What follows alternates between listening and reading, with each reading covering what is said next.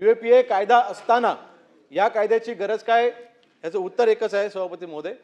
UAPA मध्ये जर का हिंसाचार असेल तरच UAPA लागतो.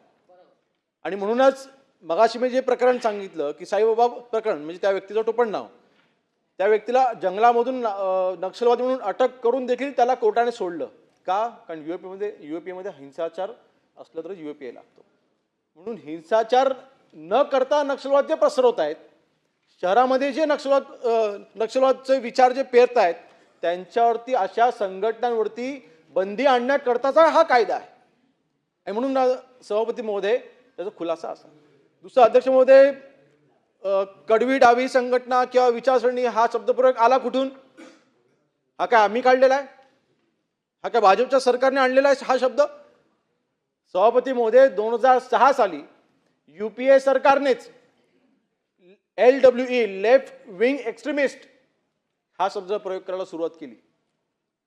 मग इथे अनिल परब साहेब मगाशी बोलून गेले, उजवीकडे मग डावीकडे, मग तुम्ही उजवीकडनं वेगळा न्याय देणार, मग डावीकडनं तुम्ही वेगळा न्याय देणार.